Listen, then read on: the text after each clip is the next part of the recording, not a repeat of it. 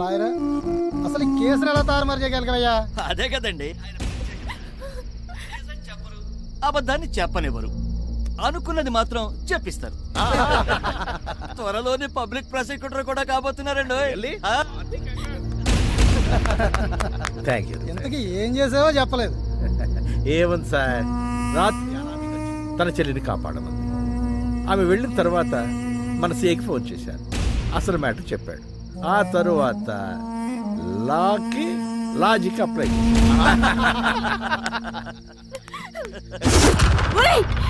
నీచుల్లారా, మీ వల్ల అన్యాయంగా నా చెల్లెలు బలైపోయింది. మీ అందరినీ ఇలాగే వదిలేస్తే నా చెల్లిలాగే రేపు ఇంకెందరో బలైపోతారు.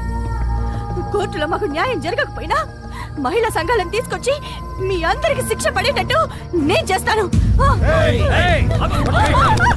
విమోచన మహిళా సంఘాలంటూ వీరనారి ఝాన్సీ లక్ష్మీబాయిలా రెచ్చిపోతున్నావు. మాంతు చూడటం కదే పిచ్చిదానా, ఇప్పుడు నువ్వే మా చేతుల్లో అంతమైపోతున్నావు.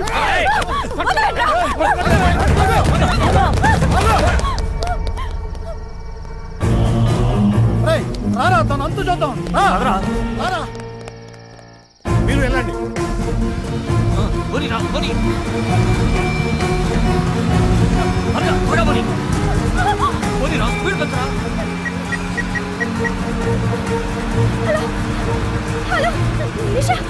ఏంటక్క, ఏమైంది? నేను చెప్పే జాగ్రత్తగా విను. అందరూ కలిసి మనల్ని మోసం చేశారు. మీరు జాగ్రత్త. కంపెనీ పార్ట్నర్, సిఐ, లాయర్ అంతా ఒకటే శంకర్ని సేవ్ చేశారు. అక్క, నువ్వు ఇప్పుడు ఎక్కడున్నావు? అది నేను ఇప్పుడు అమ్మా, ఏం జరిగిందమ్మా? ఏమైందమ్మా? ఏమైంది అమ్మా? ఏం జరిగిందమ్మా? నా కుటుంబానికి జరిగిన అన్యాయం ఏ కుటుంబానికి, ఏ ఆడదానికి జరగకూడదు. అదే నా లక్ష్యం. నీలో ఇంత పగని, బాధని లోపల దాచుకుని పైకి నవ్వుతూ ఇంత ఆనందంగా ఎలా ఉండగలుగుతున్నావు? Really you are great. నా ప్రేమ కంటే నీ లక్ష్యం చాలా గొప్పది. ఇప్పటి వరకు నీ ప్రేమికుడిగానే ఉన్నాను. ఇక నుంచి నా ప్రేమ కోసం నిన్నెప్పుడూ డిస్టర్బ్ చేయను. నీ లక్ష్యానికి తోడుగా ఉంటానని మాటిస్తున్నాను. వెనక పక్క నుంచి దొంగతనానికి వెళ్తే బెటర్. నీ అంత ఖాళీగా ఉందేంటి? ఏంటిది? ఈ గదిలోకి వెళ్దాం.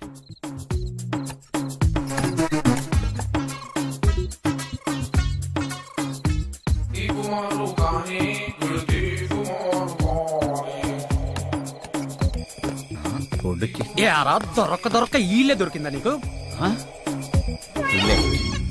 నడవరా, నడు. Chapter close.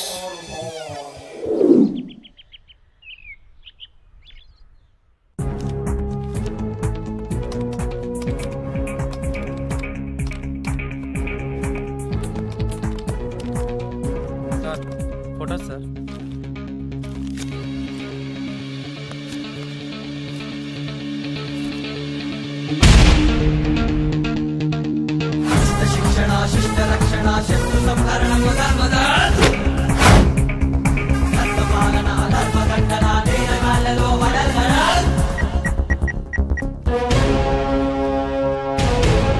ప్రభా, నువ్వు మీట్ కన్నా మీకు హౌస్ రా. Fast fast.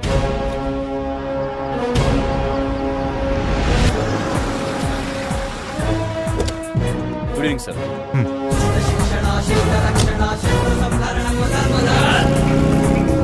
ఎవరన్నా బయటికి వెళ్ళారా? లేదు సార్.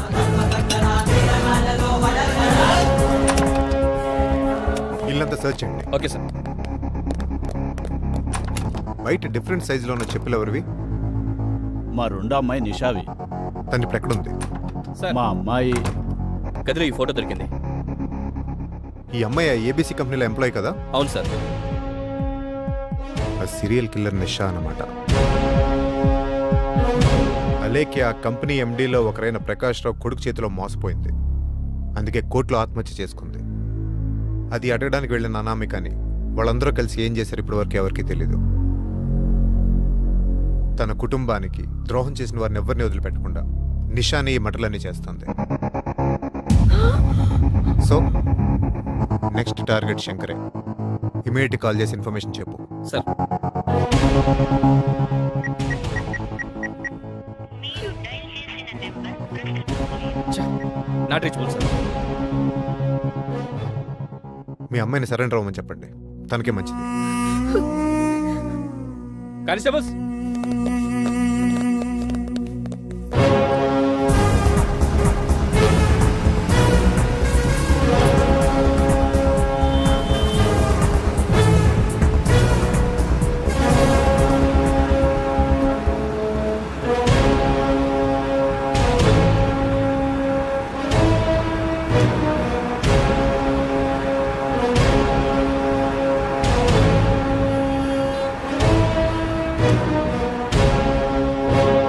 ఒకసారి ఫోన్ ట్రై చేయాలి.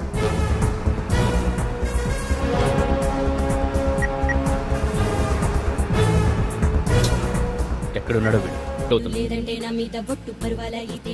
హలో, ఎవరు? CBI sir. చెప్పండి, నువ్వెక్కడున్నావు? ఎల్బీజీ రెస్టారెంట్ లో ఉన్నాను సార్. సరే, చెప్పే జాగ్రత్తగా విను. చెప్పండి. ఇన్నాళ్ళ నుంచి హత్యలు చేసుకుంటూ వచ్చేది ఎవరో కాదు, మీ ఆఫీస్ లో పనిచేసే నిషానే. సార్, ఆ అమ్మాయి ఇక్కడే ఉంది సార్. Keep engaged, Amon.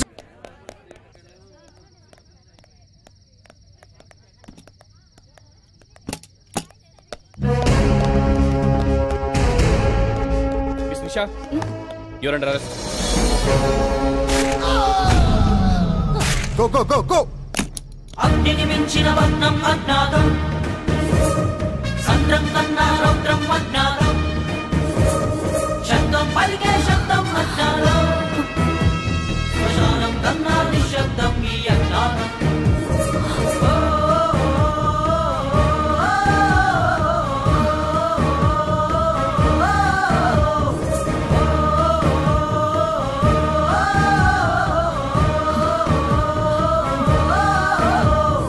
అగ్నిని మించిన వర్ణం అజ్ఞాతం, సంద్రం కన్నా He's no more.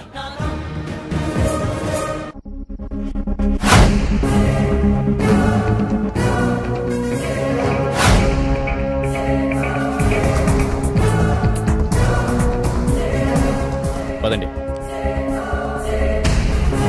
కానిస్టేబుల్,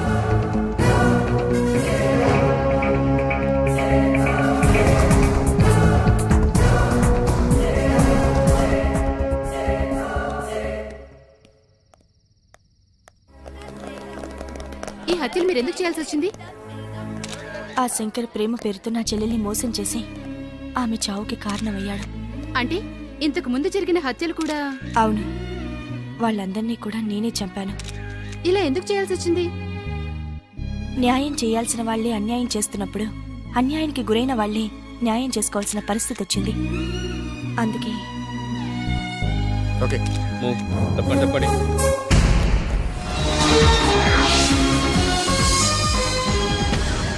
నమస్తే, వెల్కమ్ టు మహా న్యూస్. వరుసగా 6 హత్యలతో రాష్ట్రాన్ని వణికిస్తున్న అనామికను సిబిఐ ఎట్టకేలకు ఇవాళ పట్టుకుంది. ఇలాంటి తప్పులకు కారణం లా అండ్ ఆర్డర్ సరిగా లేకపోవడమే.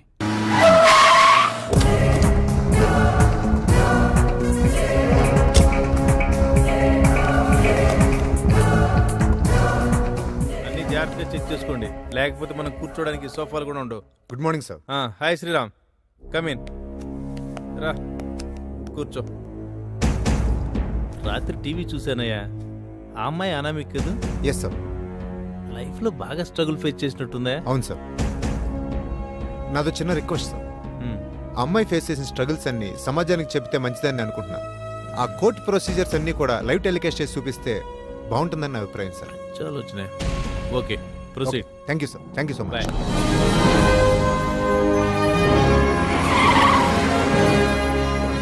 నమస్తే, వెల్కమ్ టు మహా న్యూస్. హైదరాబాద్ సిటీలో వరుసగా 6 హత్యలు చేసిన అనామికను ఈ రోజు కోర్టుకు హాజరుపరుస్తున్నారు. ఆ ప్రత్యక్ష ప్రసారం ఇప్పుడు చూద్దాం. నీ తరపున వాదించడానికి లాయర్ ఉన్నారా? లేదు సార్. ఈ హత్యలన్నీ నువ్వే చేశానని ఒప్పుకుంటున్నావా? అవును సార్, ఈ హత్యలన్నీ నేనే చేశానని ఒప్పుకుంటున్నాను. కనుక ఏ శిక్ష విధించినా అనుభవించడానికి సిద్ధంగా ఉన్నాను.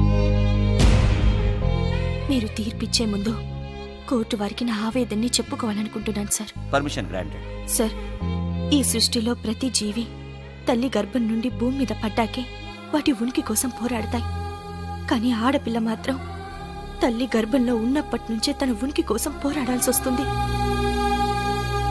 అంటే ఆడపిల్లను తల్లి గర్భంలో ఉన్నప్పుడే చంపేసే సంస్కృతి మన దేశంలో ఇంకా కొనసాగుతుంది. అంటే నీ ఉద్దేశంలో ఆడపిల్లల్ని కనడం లేదా, పెంచడం లేదా? ఎస్ యువరానా, ఆడపిల్లల్ని కంటున్నారు, పెంచుతున్నారు. చదువు కోసం స్కూలుకి కాలేజీలకి వెళ్తే తోటి విద్యార్థులు ప్రేమ పేరుతో వేధింపులు, గురువుల లైంగిక వేధింపులు, ఉద్యోగానికి వెళ్తే సహోద్యోగుల వేధింపులు, మనస వాచ కర్మన అంటూ నమ్మి భర్తతో అత్తవారింట్లోకి అడుగు పెడితే అత్త మామ భర్త వేధింపులు.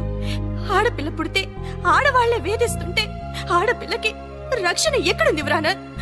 ఆడపిల్ల బయటకొస్తే తిరిగి వెళ్తానో వెళ్ళను అని తనకు భయం, ఇంటికి క్షేమంగా చేరుతుందో లేదోనని ఇంట్లో వాళ్ళకి భయం, చివరికి చిన్న పిల్లల్ని సైతం బయటికి పంపాలంటే భయం వేస్తోంది సార్. ఎవరు తనని కిడ్నాప్ చేస్తారో, లైంగికంగా వేధించి వేధించి చంపుతారోనని భయంతో పెంచుతున్నారు సార్. ఇలా ప్రతి చోట ఆడపిల్లలు భయంతోనే పెరుగుతున్నారు. తల్లిదండ్రులు భయపడుతూ పెంచుతున్నారు సార్. మీరు పొరబడుతున్నారు. స్త్రీ సంక్షేమం కోసం, రక్షణ కోసం ప్రభుత్వం ఎన్నో చట్టాలు, రాజ్యాంగ సవరణలు చేసింది. చట్టాలు, రాజ్యాంగ సవరణలు చేశారు. మన రాజ్యాంగంలో 14వ అధికరణ సమానత్వం గురించి, 15వ అధికరణ వివక్ష చూపించరాదని, 16వ అధికరణ సమాన అవకాశాలు ఉండాలని, 21వ ఆర్టికల్లో మన న్యాయ వ్యవస్థలో వరకట్నపు వేధింపులు, గృహహింస, టీజింగ్, అసభ్య ప్రవర్తన, ర్యాగింగ్, అన్నదమ్ములతో సమాన ఆస్తి హక్కు, ఇలా స్త్రీకి సంబంధించిన చట్ట సవరణలు ఉన్నాయి. అవి ఎంతమంది మహిళల్ని ఆదుకుంటున్నాయి యువరానా? ఇన్ని చట్టాలు సవరణలు ఉండి ఇదే కోర్టులో ఓ ధన మదాంధుడి ప్రేమకు నా చెల్లి మోసపోతే ఈ చట్టం, న్యాయం ఆ ధనవంతుడికి తొత్తులై ఓ పోలీస్ అధికారి వ్యభిచారి కేసు కింద అరెస్ట్ చేస్తే, మరో పేరు మోసిన న్యాయవాది తన మేధస్సుతో వ్యభిచారి అని ముద్ర వేస్తే ఇదే కోర్టులో నా చెల్లి ఆత్మహత్య చేసుకుంది సార్. ఆడపిల్లలు కళ్ళు తెరిచినప్పటి నుండి కళ్ళు మూసే వరకు ప్రతిరోజు అనేక అరాచకాలకు గురవుతూనే ఉన్నారు. సంవత్సరాలు మారుతున్నాయి, కానీ స్త్రీల రక్షణ కోసం చట్టాలు ఇంకా మారాలి సార్.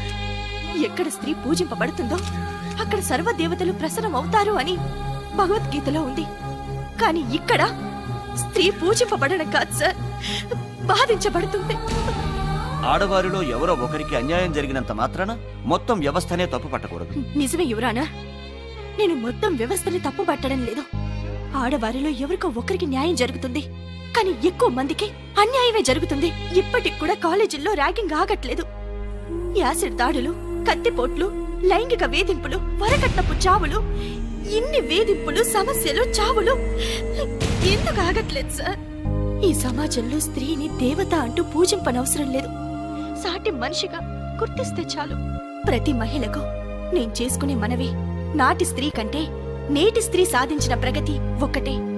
భర్తకు అమ్ముడుపోయే స్థాయి నుండి భర్తను కొనగలిగే స్థాయికి ఎదగడమే. దాన్ని చూసి సంతోషపడొద్దు. మగవారికి ఇవ్వాల్సిన ప్రాధాన్యతను వారికిద్దాం. అలాగే మన విలువల్ని మనం కాపాడుకుందాం. ఓ గాంధీజీ పోరాడితే మనకు స్వతంత్రం రాలేదు, ఒక అల్లూరి సీతారామరాజు పోరాడితే రాలేదు. వారి వెనుకున్న ప్రతి ఒక్కరూ ఒక సిపాయిలా పోరాడి ప్రాణాలు త్యాగం చేశారు కాబట్టే మనకు స్వతంత్రం వచ్చింది. ఏ ఒక్కరూ చేస్తే సమాజంలో మార్పు రాదు. అందరం కలిస్తేనే సమాజంలో మార్పు తేగలం. ఇన్ని చట్టాలు, రాజ్యాంగ సవరణలు తెలిసిన దానివి చట్టాన్ని నీ చేతుల్లోకి తీసుకోవడం నేరమని తెలియదా? స్త్రీ తనకు జరిగిన అన్యాయానికి తనకు తానే సమాధానం చెప్పుకోవలసిన పరిస్థితి వచ్చింది కాబట్టి నేను ఈ హత్యలు చేయవలసి వచ్చింది. ఓ ఆడబిడ్డ తండ్రిగా ఈమె వాదనతో నేను ఏకీభవిస్తూ, ఈమె చెప్పినవన్నీ వాస్తవాలైనప్పటికీ న్యాయపరంగా ఆలోచిస్తే చట్టాన్ని ఆమె చేతుల్లోకి తీసుకుని హత్యలు చేయడం తప్పుగా భావిస్తూ ముద్దాయికి 7 సంవత్సరాల సాధారణ జైలు శిక్షను విధిస్తూ తీర్పు చెప్పడమైనది. శిక్షాకాలం పూర్తయిన పిదప స్త్రీ శిశు సంక్షేమ మరియు సామాజిక సేవా విభాగాల్లో ఈమె యొక్క సేవలను వినియోగించుకోవలసిందిగా ప్రభుత్వాన్ని ఆదేశించడమైనది. ఒక మనిషిగా నేను నిన్ను మెచ్చుకుంటున్నానమ్మా. నిన్ను చూశాక కొందరైనా మారతారు. ప్రతి అల వెనక సముద్రం అంతా ఆధారపడి ఉన్నది అనేది ఎంత నిజమో, ప్రతి స్త్రీ వెనక ఈ సృష్టి అంతా ఆధారపడి ఉంది అనేది కూడా అంతే నిజం. Hats off.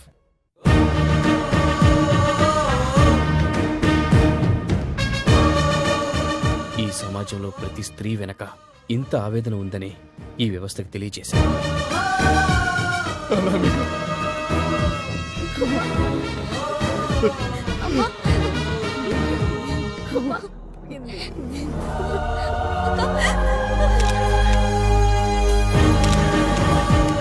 Please, not now, please.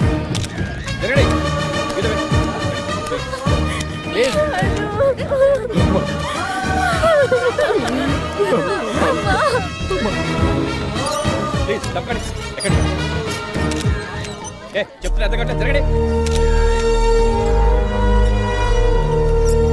ఎలాడే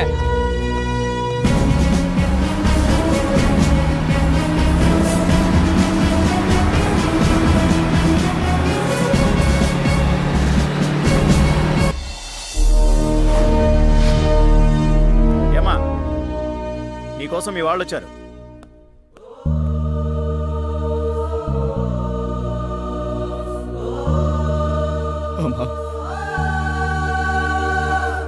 ఏంటక్కా ఇంతకాలం అజ్ఞాతంలో ఉండి వీళ్ళందర్నీ నువ్వు చంపావా? కానీ చెయ్యని 2 మర్డర్స్ కూడా నీ మీద ఎందుకేసుకున్నావు? బాగా ఆలోచించి ఈ నిర్ణయం తీసుకున్నాను. ఆ రోజు ఏం జరిగిందంటే ఎవరు వస్తున్నారా? త్వరగా వెళ్దాం పద.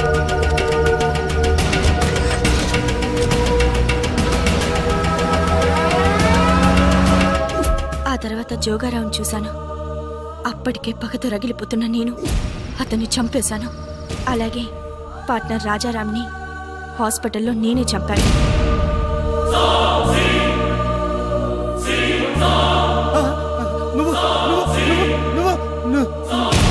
తర్వాత ప్రకాష్ రావుని సిఐని, లాయర్ని, శంకర్ని, తప్పుడు సాక్ష్యం చెప్పిన రాజేష్ని చంపాలని టార్గెట్ చేశాను. ఇంతలో ప్రకాష్ రావు చనిపోయాడు. ఎవరు చంపుంటారని ఎంక్వైరీ చేస్తే నువ్వేనని తెలిసింది. తర్వాత ఒక్కొక్కరిని చంపుకుంటూ వచ్చాం. కానీ సిబిఐ ఆఫీసర్కి నీ మీద అనుమానం వచ్చింది. అందుకే ఈ నిర్ణయం తీసుకున్నాను. నేనెలాగో సమాజం దృష్టిలో చనిపోయాను కదా. కానీ ఈ సమాజానికి నీలాంటి తెలివైన ధైర్యవంతరాలుండడం చాలా ముఖ్యం. ఎంతో మంది స్త్రీలు ఈ సమాజంలో అన్యాయంగా ఆహుతవుతున్నారు. అలాంటి వాళ్ళకి నువ్వు ఆదర్శంగా నిలవాలి. తప్పు చేసిన వాడికంటే ఆ తప్పుకి సపోర్ట్ చేసిన వాడు ఇంకా పెద్ద నేరస్తుడు. మిగిలిన ఆ రాజేష్ గారిని కూడా వదిలిపెట్టద్దు. బాగుంది మేడం. ఎక్కడైనా ఆస్తుల్ని పంచుకుంటారు, లేదంటే బాధ్యతల్ని పంచుకుంటారు. కానీ మీరేంటండి ఇలా హత్యల్ని పంచుకుంటున్నారు? ఇది కూడా బాధ్యతే కదా రమేష్. ఇంతకీ నువ్వేంటిక్కడ? టిషా జరిగిందంతా చెప్పింది. మీ లక్ష్యాలకు, ఆదర్శాలకు తోడుగా ఉండాలనుకుంటున్నాను. All the best. Thank you. Wish you good luck. Thank you. వెళ్ళొస్తాను మేడం. జాగ్రత్త అమ్మా. వస్తానక్క.